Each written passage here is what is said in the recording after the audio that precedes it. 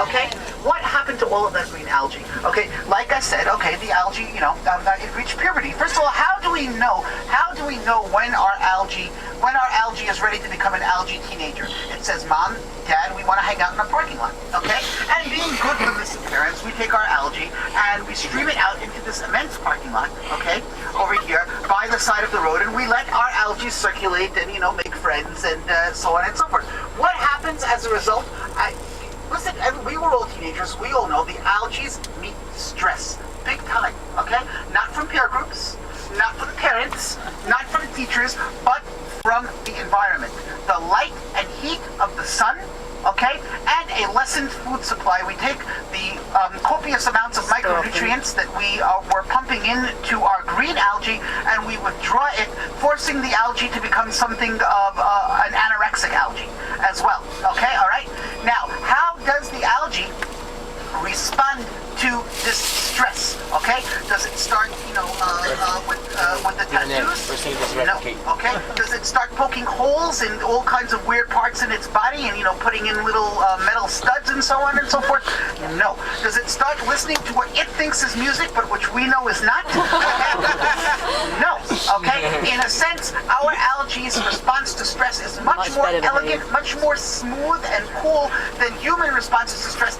This algae simply changes its color. Okay. And as a response to the stress of the environment, it starts to produce a pigment. Okay, a pigment called astaxanthin, Astaxanthin, and that is what we are producing here in kibbutz Ketura. You're looking at the largest astaxanthin factory in the world, right over here. Okay, now when our algae reaches full manhood, okay, we take it, okay, and we take it, or womanhood, okay, all right, just like Methuselah, we just don't know. Okay, we take our algae and we zoom it back into the factory and we process it, which means we drain it, we strain it, we dry it, we crumble it, and our final product looks like pulpy wet paprika. We take that pulpy wet paprika, we put it into little handy-dandy aluminum-sized bags, aluminum foil bags, and we sell it for about $10,000 a kilo. Okay, all right? Some expensive stuff. Slightly less than the going market price of other powdery substances. Okay, all right. Who is the client base for this pulpy wet paprika concentrated astaxanthin? Okay, there are three clients. Number one is the medical research facility. This is a monster antioxidant, guys. Okay, it's right up there with that red grape skin stuff. That made so much of a splash in the news last year. And the medical research facilities throughout the world are conducting experiments with astaxanthin to see whether we are possibly growing cancer curative or retardant agents here on the kibbutz. Market sector number 2 is the cosmetics industry. Astaxanthin is a vital component in high-end anti-wrinkle creams and anti-skin aging elements. Estee Lauder is no stranger to kibbutz Ketura.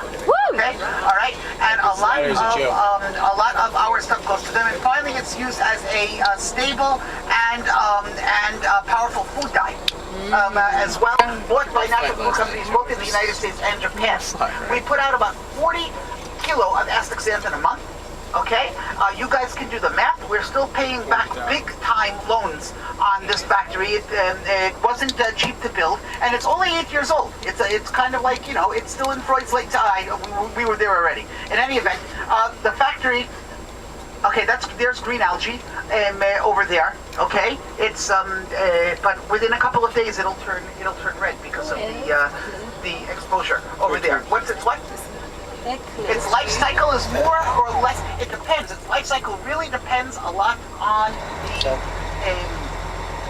climate. Okay? Sometimes it's literally too hot for us to grow algae down here, and we have to sprinkle our pipes. See those sprinklers sticking up at intervals in between the rows over there? We literally have to pour water on the pipes to cool off the algae. Sometimes, like a day like this, there's not enough sun, and there's not enough sun, okay?